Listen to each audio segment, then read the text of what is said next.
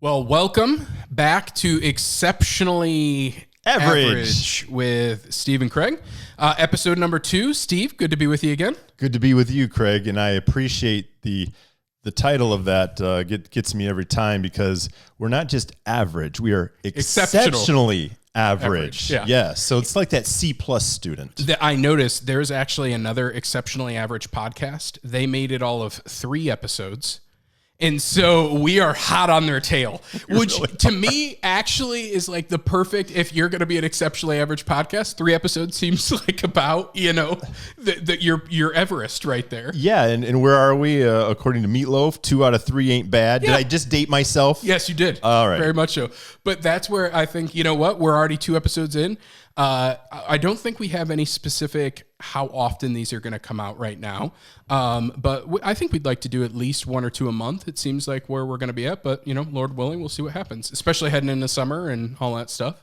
But today we're going to really build off our first conversation where we talked about the priority of physical health, our bodies. And that was a conversation, a lot of nuts and bolts, a lot of kind of tips and tricks. You gave a great apologetic for protein and its muscle building characteristics in our life. And we talked about, my weight loss journey and your more overall health journey. Today's going to feel very different, I think, because we're going to talk about emotional health. And I appreciate that I can have both of these conversations with you because most guys are probably going to love and gals are going to feel way more comfortable. Yeah, talk about physical health. Let's talk about getting in the gym. Let's talk about eating right.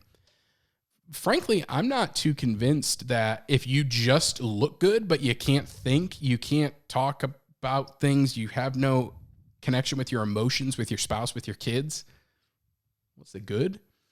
So today we're going to talk about emotional health, and I want you to start our conversation if you'd be willing to, because we're of a different generation. So I would like to hear, as I really don't know, this will be the first time I'm hearing it too, kind of your origin story. What were emotions like in your house? How was it like growing up in the 80s and 90s, 70s, 80s and 90s? I'm a Gen Xer, so you're right. Exactly. So like, what was it like? Because these terms, emotional health in men specifically, we didn't really talk about that, at least for both of our childhoods, but we've come into that, a lot of it, how our family. So what's kind of Steve Harris's genesis story when it comes to emotional health? That is a great question, and one I really appreciate. Now, I'll tell you, it's an ongoing question that I continue to try to answer, and it kind of evolves for me as I reflect on my past. But I think if I had to make an umbrella statement for what it was like, and I'm 52 years old. I'm a Gen Xer. I'm from the generation that doesn't care about anything, right? We're very dismissive traditionally. That's the definition of us. However, it goes a lot deeper than that, as you would expect. Me personally, I grew up as an only child. I probably played a lot into it. Sure did. I grew up in the country where my nearest friend was half a mile away. Mm-hmm. So you want to talk about isolation and having to deal with your emotions, and you've got yourself to like, you're the only one, right? You get to bounce things off the wall and it comes right back to you, not anybody else. Was mom there? Mom was there, but was she stay-at-home mom, or no, she wasn't. So both your parents are working. Both my parents are working. I was a latchkey kid. Yep. And so, and in the summertime, I was a stay-at-home by myself kid, and with no neighbors until once I got to probably 10 years old. I had a babysitter, basically somebody who down the street who, we paid her to come and spend some time with me, and we had to pay them to come and spend time with me because nobody else would do it otherwise. Yeah. But I grew up in this kind of this isolated environment and not really realizing it at that time. But, I came from a time where emotion was almost a bad word. It was we were kind of coming out of it. I wasn't necessarily a baby boomer in how they were expected to act and respond to emotion and just kind of stuff it down in their pocket. But for me, the emotions were stop crying. Yeah. We don't cry. you need to be happy all the time. You need to appreciate this. And that's just not the reality, especially for a child. And so it was a struggle for me a little bit. Not that it wrecked my life. Let's not misunderstand each other. But it was a struggle for me, and probably many from my generation, to wrap their arms or wrap their head around the fact that, okay, I think I know what I'm feeling, and it's not joy and happiness, but I'm being told maybe I'm not really allowed to feel that way because I'm a kid and I should be happy all the time. And that's just not the reality. Let me ask you this. Did you see your dad? And I ask your dad because both men, so he's your example of this, of what a man is. Was he an emotional guy? Did he come to you and talk and say, hey, buddy, this is what I'm feeling? Or was it very business-like, more professional? Not that you didn't know you knew he loved you and stuff, but like that kind of more stuff it, boys don't cry, get it together, son. Really a good question, and I'll peel back the onion for you a little bit. My father lost his dad when he was 5 years old, so he didn't have that father figure to show him, right? He was raised by his mother and by his grandmother, and so he carried the bulk of the weight at an early age, as far as being the man of the house, you know? And so he was very methodical, very black and white. And so it was very demanding, I suppose, as what the expectation was on how to act. And there wasn't an exploration of feelings and emotions, right? It was, don't act up or I'm going to give you something to cry about. And that was a common occurrence in our house. And so you really had to bury these feelings and find a way to get past it, but you really didn't get over it. You just tried to move on to the next thing. And so being able to really deal with emotions and understand emotions and feelings came much later for me in life, through a trial and error, and then eventually surrounding myself with people who I wanted to be like. And when I recognized these people, let's call them on my board of directors, if you will, that I admired, it took me a little bit to figure out, what is it that I admire about them? Well, they're kind of in touch with their feelings. They're not afraid to express themselves. And I'm not talking about being emotional in a crying standpoint or a sad or feeling that way, but I'm talking also about sharing joy, sharing and understanding anger. Because in order to really be able to mature as an adult, I think you need to be able to understand what those boundaries are and know what those feelings look like, what they feel like, so that you can recognize when it's time to engage, when it's time to step back and evaluate. And if you don't have that, then you're going to run a whole lot of intersections and stoplights that are going to get you into a lot of trouble. And I experienced that. You know, I learned the hard way in many different aspects. So it was different. What I think for both of us, correct me if this isn't true for you, the marriage becomes the real proving ground for emotional health, right? You know, you didn't have to emotionally connect with your college roommates. At least I didn't have to. I had great relationships, but there wasn't this like emotional depth with them. Right. But to have a healthy marriage, there has to be some of that. So I'm assuming that a lot of your learning, how long have you been married now? Coming up on 28 years. Yeah, so a long time. I'm assuming a lot of it came through your relationship with Jill, or like, was that a pretty big area of like, okay, I want to connect. I love this woman.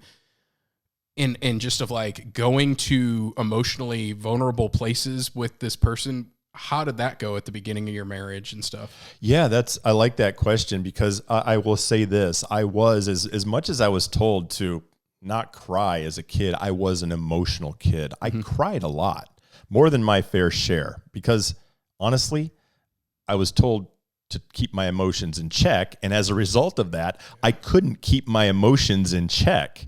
And so as I began that relationship with my wife and I, saw the maturity in her and recognized that, hey, I need to grow up and become an adult. It was a real process for me, and understanding how she expects me to respond and how she needs me to respond. Mm-hmm. And it's not in an anger kind of moment, right? Because you can keep your feelings in check for so long, and you think that you're keeping it on an even keel. But the ones that do that, guess what? They're the ones that when it really overflows, it really overflows and explodes. So one of the things I'll share is anger is always a secondary emotion. So it's you're not just angry. Where like sorrow can be primary. Like something makes you sad, but like depression, you could just be depressed. It can be a primary emotion. But like anger, you rarely are just angry. Usually something has made you angry. But for guys, anger was the only one we were able to show. So when you say like, well, the people that kind of stuff it, most guys grew up, what was the only emotions men were allowed to show? Anger and happiness. So as we keep this conversation, kind of keep that in the back of your mind, and listeners keep it in the back of their mind too. If you say, well, I'm really angry, why? What is making you angry? And most of the time it might be something really deep and hard of like, I don't know that my wife respects me, or I'm not feeling heard at work. I'm not feeling valued. I feel lost, and that makes me angry. Like I want a direction. So anger is this weird thing that we've given primary status, and men are allowed to be angry, and that's still manly. But the second they say, well, the reason I'm angry is that person really hurt my feelings. That's not, men don't talk like that, even though they're showing the anger of their hurt feelings, but they can't get at the root. And just something I wanted to put out there to kind of help people think through that, because yeah, anger is just the only thing men can show, seemingly. And don't you think that, I mean, you touched on and basically said it. I mean, everyone has their own triggers. Oh yeah, for sure. Right? And talk about that a little bit, because some men will retreat in anger. Some will lash out in anger. Mm-hmm. And, it's interesting because sometimes we try as men, no matter what the emotion, to hide that emotion. But our wives always seem to know when we are feeling a certain way. Oh, for sure. So yeah, talk about those trigger points. Trigger points for everyone. It's how you're built differently. So if you have one person who's really impatient, and their impatient comes from, I've got to be perfect, I've got to be on time, I've got to have it right. And so when people are impatient, they're screwing up my day, they're screwing up my schedule, they're screwing up, that kind of thing. They might get really angry when someone messes up their order or does something wrong, but it doesn't necessarily come from, I hate you and you're terrible. It's now I'm not perfect in this moment. I can't be perfect anymore because I'm going to be late, and I hate being late. You know how I hate being late. And so they're triggered by that. Other people, they can be triggered into anger of, there's one, hopefully in marriage, you either have two retreaters or at least one retreater, because two escalators are going to have the cops called.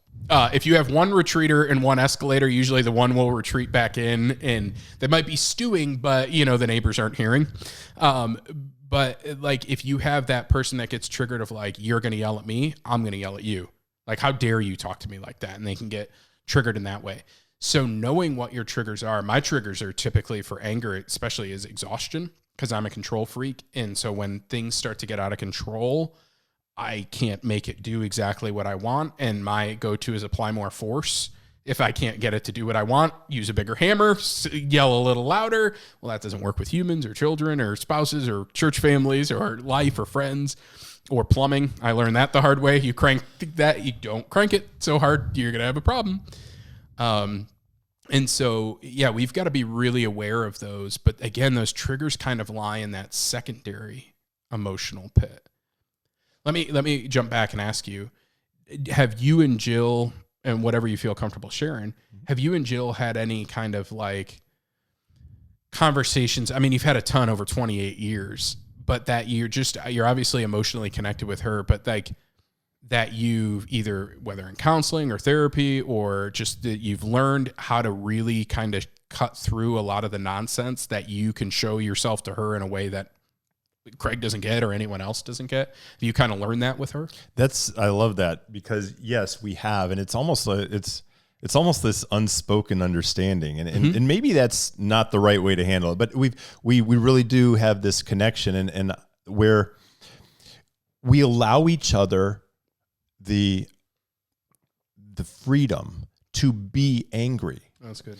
Allow each other the freedom to be sad, to have a bad day or a bad moment, because while we can often be able to keep our emotions in check, what we can't control is we can't control how we feel. We can really only control how we respond to that situation. So it's okay for me to say something ridiculous and stupid in a 3-minute rant while she stands there and shakes her head at me, and allows me that moment, that time to just express myself before I come back and say, I don't really know if I had that right or not, but here's what I really think. Yeah. And, I've settled down and it's behind me, and she's given me that freedom to be wrong.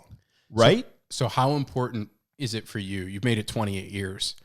How important is it that Jill's ride or die? Like, she's not going anywhere in your emotional vulnerability. If you were afraid that Jill was going to leave you, how much less honest would you be, do you think? So if I understand the question, like, how do I protect myself from her? Because we're talking about emotional health and emotional vulnerability. My kind of thought is, you can only really be emotionally healthy and vulnerable when you're not afraid that the other person is going to leave, whether in friendships, whether in work, whether in the most important relationships. Because if you told your wife something and you thought, man, she's going to leave if I say that. And I'm not talking about like admitting some crazy sin, but just like, she's going to hate me if I say that kind of thing. I just wonder, that would, I think, shut a lot of people down. Because I think there's a lot of people that go think about emotional health, and they'll hear things like be vulnerable with other people, and they're like, man, if I said what I was thinking, if I told my wife what I was thinking, if I told her I hated my job and I wanted to quit, she'd be like, well, what about our house? What about, all this stuff? And I can't say that to her. So I'm just wondering if maybe you've never even thought about it with Jill, just that the stability of your relationship allows you to say dumb things, but then to get out the dumb things and to process them, because she's not going anywhere. She's not leaving you. Right. And I think if I were to answer that question honestly, for me, I try to think about time and proximity when I share something with her and where I share something with her. Mm-hmm. For instance, the worst time to share something heavy with your spouse is when they walk in the door from work and they haven't put their things down yet, haven't been able to change their clothes or eat a meal yet. Yeah. There is a time and place to be able to present something to them and give them the opportunity to receive the message. Yeah. Because let's face it, when we have angst, when we have sadness and we have anger, and we're at a point where we need to share that, there's also another element that needs to be considered. The person that we're telling that to, in our case, I'm talking about my spouse, Jill, is I need to make sure she's in a position to be able to receive that message. Mm-hmm. And if she's not in a position to receive that message emotionally, then that can cause arguments, right? So when we talk about communication, it's not just us talking and saying what's on our mind. Yeah. I need to make sure that Craig's ready to listen. I need to make sure that Jill is in an emotional state to be able to receive the message, because if it's not, things can go sideways really fast. Yeah, do you experience that as well, and find that you need to maybe step back from that emotion and find that time and place? I'm a verbal processor, and my wife is not. And I'm in a position of authority as a church pastor, and no one wants to hear their pastor verbally process. So I've got to be really careful. And here's what I mean. Like, no one wants, I'm thinking about 30 different things for the church. and 25 of them will be big changes.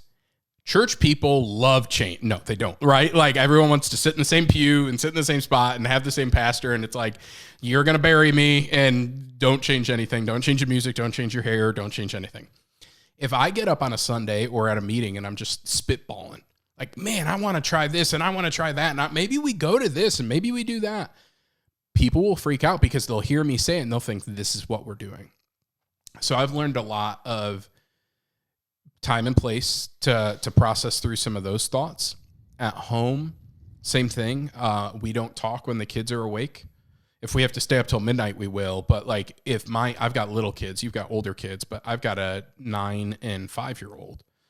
And so a 9 and 5-year-old are disruptive. They're rude. And there's also things that are not appropriate for children's ears in general, but especially little ears at times. And so we are really good about waiting. Like we'll hold things until the kids are in bed, until we can circle back. And that can be kind of awkward because it's hanging there. Or like there was a chilly text message or a little bit of a disagreement earlier and you just got to kind of stuff it. But yeah, the time and place is huge. And I think that actually is a signal of emotional health though. If you cannot choose the best way to talk about this and approach your spouse. And again, like I said, I know with Becca, she needs time and space to process. So if I just dump on her and then I'm like, tell me what you think right away, you might get a sentence. Like I could talk for 15 minutes and she'll give me back 35 seconds. It used to drive me nuts, but now I've realized it still drives me nuts at times, but it's not because anything wrong. She's processing everything I'm saying and she wants to respond appropriately and wisely and with health and stuff like that. So yeah, how you choose to communicate is probably just as important, or how and when is just as important as what. You can say the right thing the wrong way or at the wrong time, or like you said, they haven't even come in from work and you're dropping things. And I struggle with that way more because I'm just like it's on my mind. I want to talk about it. I want to talk it through. I want to get it out. I'm a talker for a living and that ain't always good. It's so interesting you say that because you mentioned you're a verbal processor and she is one to kind of retreat and think about things. And I probably align much more with her than I do with verbal processing. And Jill is very much in verbal processor. She will talk it out. And I don't even know sometimes if she's really talking to me. Yeah, no, she's just talking. I just need someone to hear it, and I'll usually talk myself to where I need to go. It's crazy, and people it's like if I was alone, I'd probably just do it out loud, because I just have to think through. And there's so many times where I'm in the middle of it, and I'm like, the best way I could see it is it's like I'm cresting the hill in the conversation, then I can see on the other side. But I had to talk it out to get to the top of the hill. Oh, okay, there it is. Yep, now I got my thoughts. Okay.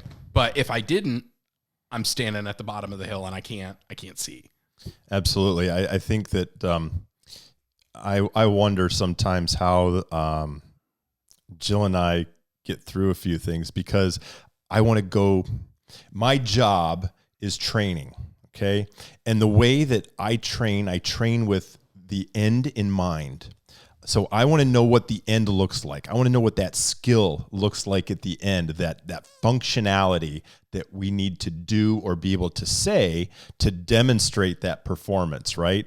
And so usually I'll say to Jill, sometimes I do get frustrated and I'll say, hey, tell me the main thing. Mm-hmm. What's the big idea? And that goes over really well sometimes, right? It's like the comment of telling your spouse to just calm down. Yeah. We know how well that works. You're talking a lot. Can you get to the point? What's the main thing? That's exactly what it sounds like, I think. But I want to know what she wants to. What's the end goal? Yeah, and you're getting overwhelmed too. Getting overwhelmed because then what I can do is, it's my mindset. I like to start with the end in mind and work backwards. Mm-hmm. And if her end in mind is to be heard, even if you know that, then it's like, okay, preach on, sister. Like if it's just to be heard, but if you need help or something, you're getting bogged down in details. And it's like, wait, did I not need to remember that his coat was red and that it was raining? Because you made a point to tell me that, but did I, mm-hmm. For sure. So let me ask you this. What do you think are are the critical hangups for men in particular of any age, really, that cause us to stumble when it comes to our emotions? What are we not grasping? Mm-hmm. What are we missing? And what are the things that we should be practicing? I think for most men, it was how we were raised. So a lot of guys have a father wound that we haven't addressed or healed, and maybe we'll do an episode on that sometime. But even with good dads, like that's not to say only guys with bad father situations. We all have situations where I think we long for our heavenly Father. We're given a mirror, a broken mirror on this earth, and we each got the hand we were dealt. And because of that, in addition, my generation, I don't know how the ones coming up behind ours. So I'm a millennial, graduated from high school in 2005. We guys still weren't sharing emotions. And again, crying or happy, or like you were allowed to be angry or happy. That's it. And so anyone older than me, that's been their experience, and pretty much anyone 5 years at least younger than me. I think the younger generations are getting a little better, maybe too much. But because emotions sometimes lead the train, I think they should be a part of the train, but more like the caboose. They need to be a part of it, but not pulling it. But I think that's the big hang up for guys. So I'll say this delicately because I don't mean to offend, but I think you'll understand. In school, for a lot of guys growing up in the 80s and 90s, and it shouldn't have been this way, but it was, the worst thing you could be called would be homosexual, right? Mm-hmm. To have someone come at you. Now, that's not an insult. As a grown man, it's like, so what if I was homosexual? That's not an insult. We don't make those insults as grown adults. But on the playground, that was an insult. To you don't like girls, you're not a man, you're not a conquester. And what was considered that kind of behavior was to share emotions. If you were overly feminine, right? So what a lot of men realized is I can't share my feelings. Tell me this. This is a simple yes or no answer. Can you remember in high school going to your best friend and saying, hey, bro, you really hurt my feelings? That never happened one time. Not one time. So either your best friend was perfect, or you didn't feel safe enough to go and say, hey, that really hurt my feelings. I don't want to have a friend that says that or that. So men didn't do that. I don't think a lot of gals did that either. A lot of women did that. So we learn not to share. We learn to stuff. We see at home, the only proper emotion at home is dad throwing the coffee cup. My dad didn't do that. If he listens, he's going to be, I didn't throw a cup. But I'm generalizing, yelling at the dog. Or crazy Uncle Tom who comes over on Thanksgiving and gives a rant kind of thing. Those are the emotions we saw. So that's a big roadblock. We didn't see growing up. What I do a lot of marriage counseling. So I got a husband and wife sitting in there. And oftentimes the husband is very quiet, is very reserved, and doesn't share. And their wife will say, I want to know what he's feeling. I want to know what he's thinking. I want to know what's going on. And that feels overwhelming because the best analogy I can give them is you want your husband to color with 64 crayons. He was given the 8 crayon box, 3 are missing, 1 is chewed on, and he's really just comfortable with red and yellow. That's it. And you're asking for him to color in shades of pink. And so they ask him, how are you today? Good. Was today good at work? Yeah, it's fine. Do you like your job? It's okay. Well, would you want to do something else? I don't know. Maybe if it could pay. What would you do if you could dream big? I don't know. Well, are you happy with us? Yeah, you're fine. It's why 80% of women file divorce. Not because their husband can't communicate, but because a man doesn't have the I'm so unhappy. I can't process here. I'm not thriving here. Most men are blindsided because they're like, I thought we were fine. I knew we had our problems, but they truly can't process in that level of emotion. And this was true for me at one point. Becca at one point looked at me and said, I feel like I'm married to a robot. And I'm like, that sounds awesome. That sounds super efficient. Like, you know what you get like that, but lucky you. Not awesome, not efficient. But what she meant was I didn't process any kind of feeling. So if she was upset about something, I'd be like, well, it doesn't change the facts. Right. So if you don't like, you can have your feelings about this and I'm okay with that, but like we still have to do it. It's math. So you can feel bad about it, but I don't really know what you want from me. That came from me for 20 some odd years stuffing feelings and being like, what do they matter? Of course feelings matter. Now I look back and I'm like, you idiot. Like, why would you tell your wife her feelings on something didn't matter? It might not change what we actually do, but of course they matter. Of course we should listen to them. Of course we should hear them. But men have this stumbling block of so what do I do? So the book that changed my life, really, in a lot of ways, is a book called Emotionally Healthy Spirituality by Pete Scazzaro. And he was me. He was a pastor, actually.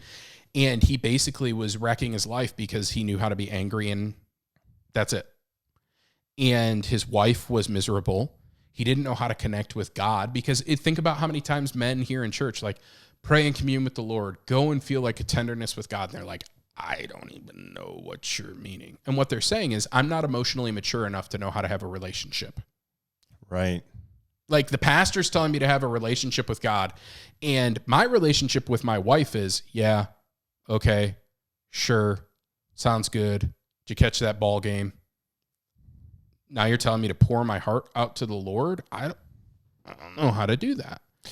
It becomes a lack of understanding of self. Yeah. And again, no one showed them.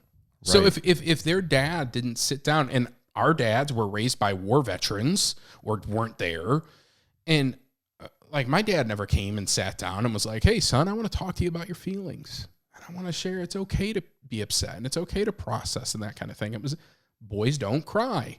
Or it was telling girls, you cry too much. I remember a moment in time, I was probably 16 years old, and I came home from school and I went up in my room and I just started sobbing. My girlfriend at the time had broken up with me. Her mistake. I know, man. You showed her.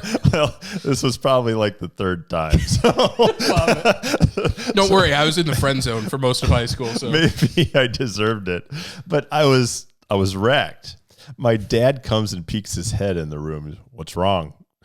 Broke up with me. Oh, well, you'll get over it. And that was the pep talk. Yeah. And he finished by saying, I've never felt that way about a girl at your age, so I don't really know how. That was his emotional connection to me. And I'm like, it almost made me laugh in the midst of bawling because like that's a he train totally wreck. doesn't understand. And again, so think about that.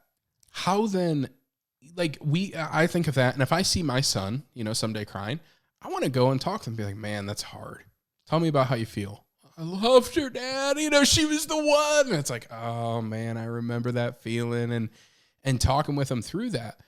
But a little bit of like, buck up, son. Or again, from the women's side, I know a lot of like, oh, you're always so emotional. All you do is cry. You can't. And it's like, so they're taught to stuff it in a different way. We're all taught to stuff it because emotions make people really uncomfortable.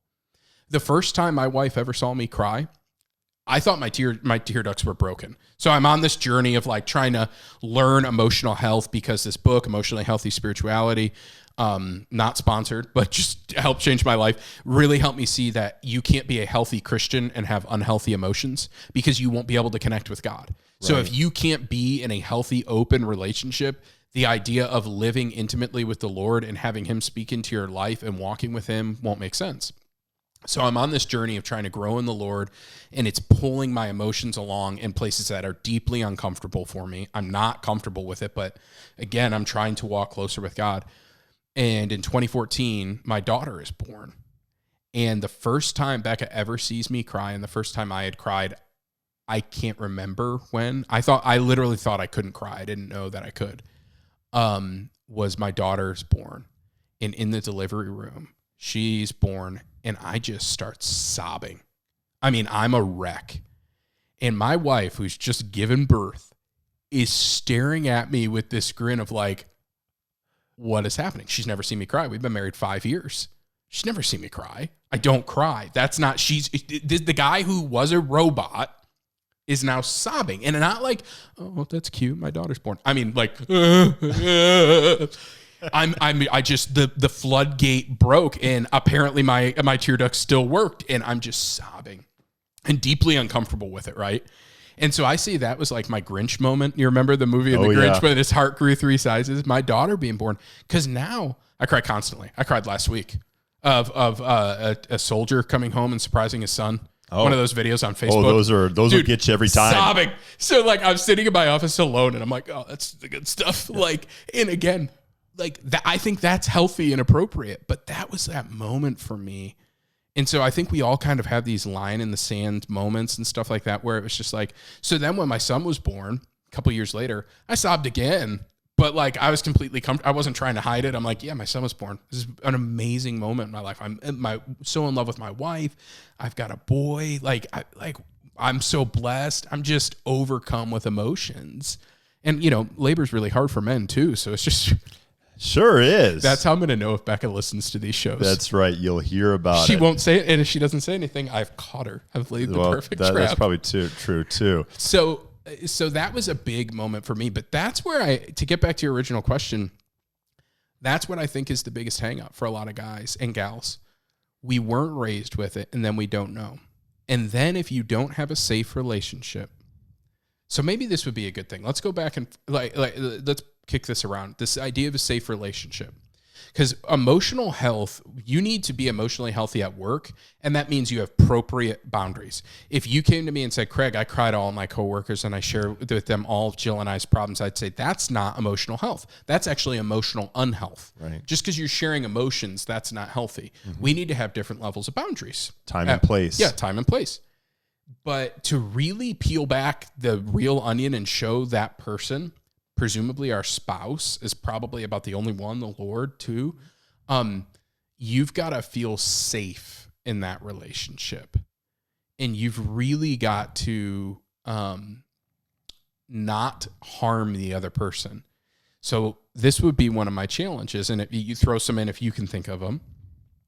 If you take what your spouse says and you share it with anyone else, that person's not going to feel safe.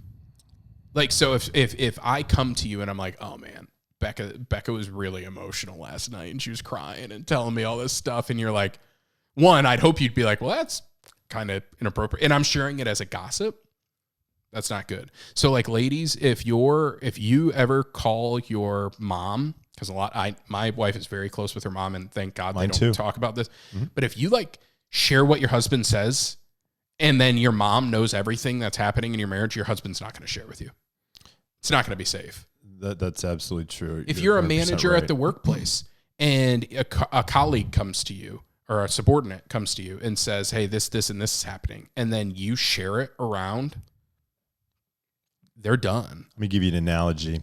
So there's a story that I've told before, and it has to do with a lady who was having a conversation, a neighbor lady having a conversation with this little girl's mom inside the house. The window was open and the little girl was playing outside and overheard this lady pouring her heart out to her mom. It wasn't until the lady left that the mom realized the window was open and the little girl heard everything, every word that went on. She called the little girl in and said, if Mrs. Brown, let's call her Mrs. Brown, had left her purse, should we give her purse to someone else? And the little girl said, well, no, of course not.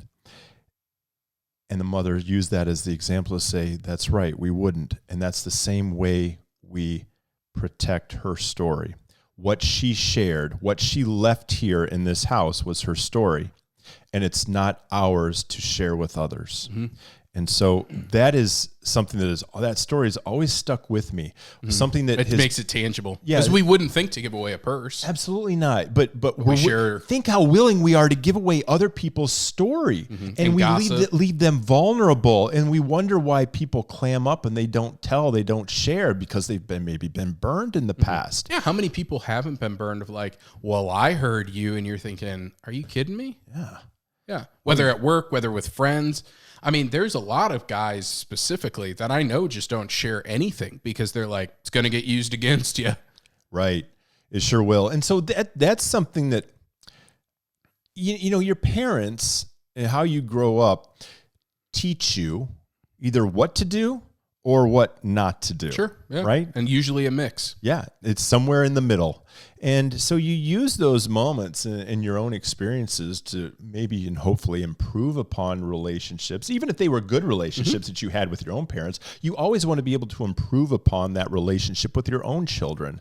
And so I tried really hard as a father to be that understanding a dad and be able to listen and to empathize and think about me in their shoes when I was their age. And for the most part, I think I was able to do that. And what's so wonderful is you give your kids a chance to express themselves, to give them the freedom to be sad, to be angry, to be whatever emotion they might be feeling. We give them the freedom to be happy. We give our kids all kinds of freedom to be happy, but if we limit them and the anger and the sadness and some of the other things that aren't so pretty, then we really haven't accomplished much. And now is really beautiful because I absolutely love this. My son FaceTimes my wife every night. At about 10 o'clock, we can expect he's going to FaceTime mom and we're going to say hello to him. And I love it because he's comfortable calling his mom and just having a conversation with her and telling her about his day. And the same thing with my daughter. She has really grown into this lovely young woman who's about to get married. And 8 years ago, I'll be honest with you, we thought she was like Beelzebub. I mean, it was, you know, this was a girl. We felt like we had to, like, I don't know, go through this exorcism with this thing that was in this room in this aura. Like, oh my gosh, who is she? What happened to my little girl? Exactly. Because there was a lot of feelings then. Right, of course. And, you know, you come to find out as, you know, 17-year-olds, especially, it seems at least girls, they have their own things going on. I know the boys do too, but it's what I'm saying is it's so rewarding when they come back to you and you look back on how you treated these individual moments. And if you would have treated them differently, the outcome or what you're experiencing right now might be very different. Absolutely. Yeah. Do you ever, how did you do with apologies for your kids? It's a big part of emotional health is being able to admit you were wrong. And if mom and dad, they watch a lot of my stuff. If you're hearing this and you disagree, I have a memory of my childhood. I cannot remember my parents apologizing to me. Certainly not in an intentional way of sitting me down and saying, look, I was wrong. I'm very sorry that happened. Can you forgive me? They might have maybe like here and there. I don't have a memory of it. And that actually now, like, I'm really intentional with my kids. I apologize all the time because I make mistakes all the time. And my point is, I'm not Jesus, so I know I make mistakes. I'm not perfect. How did you do apologies with your kids? Oh boy, do I have a story for you. So not only did my parents not apologize to me and probably every Gen X parent, but the Gen X parents doubled down on the anger to avoid the embarrassment of having to apologize. Yeah, because it's humbling. It was very humbling. So much like you, I did not hear apologies and certainly not intentionally. Yeah. I'm going to tell you a story that that puts me in a bad light. And listen, I've made mistakes. This was a public one, and I regret it nearly every day. So my son was a sixth grader, maybe going into seventh grade during the summer, and we played this travel ball, and I was a coach. We were playing a tournament in Wapakoneta, and I lost my cool as the coach, which surprisingly never happened, which happened a lot. But this time was a little different and unusual. My son came off the floor during basketball during a timeout, and he's crying. And I'm thinking, gosh, we're supposed to be having fun. Darn it. You know what I mean? Good PG save there. Yeah, exactly. Gosh darn it. Exactly. And so I don't know what happened in my Neanderthal mind. The lizard brain. Right, the lizard brain. I grabbed him by the shirt and I said, "You need to straighten up." And one of the parents up top, our own parents, yelled and said, "Oh, come on, Steve." And I looked up and I realized immediately I had crossed that line, right? And so the game ended.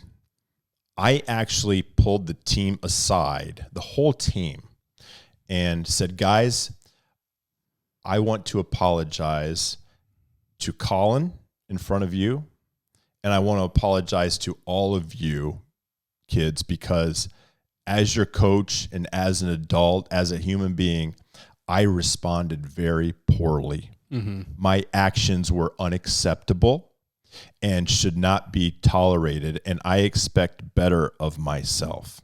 And then what I did is I went and pulled the parents aside, who were extremely thrilled with me, and said the same thing. I said, "Listen, I made a mistake and I am really sorry." And some of them have decided to not let me forget it. And, okay, but I made that apology, and I continued to apologize for other things that I've done, even obviously not so publicly, because we all make mistakes inside our own homes, and say, "Hey, I'm sorry I did that," or "I'm sorry I said that. I was out of line. I didn't mean it. And I was just emotional." And so I actually called my daughter on Easter on her way home. And it was just kind of one of those weird conversations that we had. And I'm like, "Hey, that just didn't seem right." And I kind of called her out on it a little bit. And I misunderstood what her meaning was. Well, I got to thinking about that. But by the time I figured it out, she and her fiance are on their way back to Columbus. So I called her and said, "Hey, I just want to apologize to you for how I responded, because I think I misunderstood your statement. And I hope you'll forgive me if I came off wrong to you, or you thought the conversation ended awkwardly. I apologize." And she goes, "Well, I'm really glad you called, because I've been thinking about that, and I wasn't sure what I might have said to trigger that." And I said, "Well, it wasn't you. It was my misunderstanding. So I apologize." And so those things go a long way. And I want my kids to know that I make mistakes, but I also want them to know that I take that responsibility. And yeah, there's something big of coming and saying, "Look, I made a mistake and it wasn't okay." That's one of my things. I'll say to Lincoln, he's only 5, and this was probably, I don't know, a while ago. He was splashing in the tub, as 4-year-olds or 5-year-olds do. And they're like a wet noodle, and you're trying to, and what in dad's mind, when your kid is being an idiot in the tub, what do you see happening? Trip, fall, hit head, danger, hospital bill, all this stuff. And I asked 1 or 2 times, like, "Hey, buddy, stop." And I'm exhausted from work and from life and all that. And on the 3rd time, I just snapped. I mean, just straight up, "Stop it. Stop moving." I mean, just lost my cool for a good 15 seconds. It was Mount Vesuvius. And he just crumpled because he's 5. Right. And a 35-year-old man is screaming at him. Right. And immediately I felt, his face, because he's crying, and you just immediately feel like an inch tall. Right. So the problem is then my pride kicks in, because it was Steve the 3rd time. Yeah. So I asked politely 2 times, and he chose not to listen. And so I could, in that moment, and I did for probably 5 minutes, justify it. And so then I'm giving him a bath, and we have this awkward finish of bath time. No words are spoken. The 5-year-old knows no words are spoken. He's just quietly crying. It's so horrible. And we go back into his room. We put his pajamas on and get him cleaned up. And I sit him down, and I'm like, "Hey, I need you to know something. That I'm really sorry." And he goes, "Well, I'm sorry." And I was like, nope. You need to know, your behavior has nothing to do with my behavior. What Daddy did was not okay, and it was not Lincoln's fault. In that, yes, I was frustrated with him and in that kind of thing. But I'm an adult. He's 5. He acted like a 5-year-old, and I acted like a 5-year-old. I needed to act like a 35-year-old and manage the situation better. He needed to not be doing his behavior, but screaming and hollering wasn't the Christ-centered path there. And he looked at me, and he just was like, "It's okay, Daddy. I love you." Oh. And so I'm like crying. Right. Yeah, that makes you feel a whole lot better. It gives you a hug. But it did, in a sense that it was like, he just genuinely forgave. He's not going to hold it against me. One of the things I hate when people apologize and it's like it comes back up. It's like, well, you didn't accept my apology then. And I'm not reliving that. Once I've genuinely apologized, I'm done. You can hang out there, but I'm done. Because that's part of emotional health too, is not beating yourself up. It's why I can tell this story and I don't feel this like shame of like, oh, Craig's a terrible father. It's like, nope, I did make a mistake, but that's why I owned it. But seeing him just accept it and love it, I was like, and I thought about that and I was like, these are these moments that I could have been like, yeah, if you wouldn't have acted like a jerk, I wouldn't have yelled. And that's what a lot of us grew up with a little bit. And we didn't maybe get the like, my actions were inexcusable no matter what. Because you might have looked at your son. You could have looked at him and as he's coming off the floor, done that, and then after the game and been like, look, guys, I lost my cool, but you've got to play better. I coached you differently. You go to the parent, look, I'm sorry I lost my cool, but let me coach the game. If you want to coach, you do it. Take the clipboard. I'm out here for my health. Like, you could have justified behavior. It would have been a lot easier, and it would have been one of those things where it would have felt much more protective, because it is excruciating to be like, I was wrong. I'm an idiot. Full stop. Can you forgive me? And the crazy thing is, Colin probably did pretty quickly. The parents were the ones that were probably like, that Harris is a moron. Like, they're the ones not, except because as adults, we don't have that emotional maturity. Kids just still have that like, yeah, I want to move on. So that's definitely something, as people are thinking about their emotional health. We've talked about time and place to share things. We've talked about getting over that. Like, if you feel like you've only got 4 crayons, you need to try and grow that. There's actually an emotions wheel they use in the counseling offices, and it's got like 1 million words on it. And you can basically, it helps you say what you're feeling. So if you just Google emotions wheel, it'll tell you like, are you happy? Then see, here's some adjectives of ways you might be feeling. And I've looked at that before, because I'm like, I don't know what's happening, and I don't have a word because I wasn't given the word. So I've had to coach myself in that. We've talked about apologizing and stuff. And that's huge. If you can't apologize, you're not emotionally healthy. If you can't say you're sorry, you either, and especially if you're a Christian, I would imagine mostly Christians will listen to this podcast. You've just essentially said, I'm perfect. Well, if you're perfect, you don't need Jesus. That's exactly right. If you don't need Jesus, you are not a Christian. So admitting and repenting and apologizing is essentially living out of your identity as a Christian.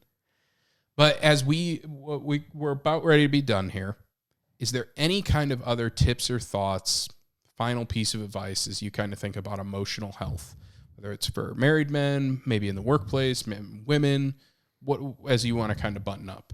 I think of emotional health as you have to be able to, I mentioned it before, you have to give the other person space.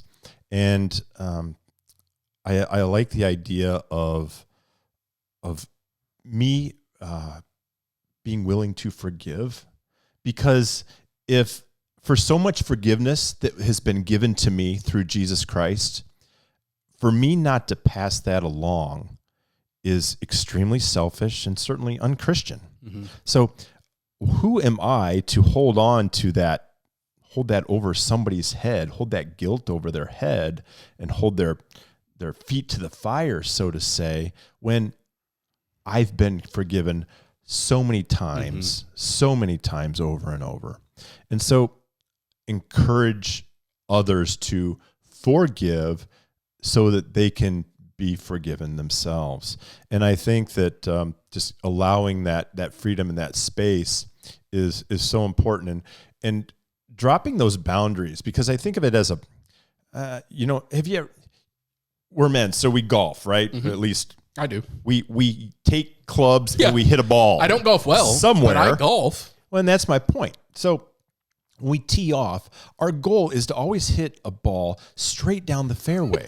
Right? Is that the goal? That is the goal. Oh my gosh. You've been doing it wrong all I might along. actually be a better golfer than I thought. And then we find this extreme joy and pride in hitting it in a straight line. It's the same way with our emotions. We take great pride in maintaining that straight and narrow. But so often, Craig, we hit it into the rough. Mm-hmm. Yeah. We hit it into the rough a lot, and we blame ourselves, and we hold on to this guilt that, oh my gosh, I'm in the rough. I'm over here where nobody else is, and nobody else has ever been. Mm-hmm. And the reality is that, you know what? You can still make par hitting it out of the rough. And we don't have to give up on that. So as men, accept the fact that we could be wrong and that we're going to make mistakes. But that doesn't mean we're going to shoot 20 over par. Mm-hmm. We can still make par on that hole. Just how we respond to it, how we recover from that first shot is very critical. Yeah. And that is emotional health. Mm-hmm. Yeah, you snap on your kid. Okay, you shanked it, dude. What are you going to do? That's right. You know, you snapped on your wife or your coworker or whatever. Yeah, I think let me just give a word to the husbands and wives, because I think of I do a ton of marriage counseling, right? So emotional health comes up all the time in my office. I'm talking about this. Right. If you are married to someone who's not necessarily emotionally healthy, and say you're like thinking, you know, typically like, oh, I wish my husband would get therapy or something like that, or get counseling. One, I think therapy is awesome.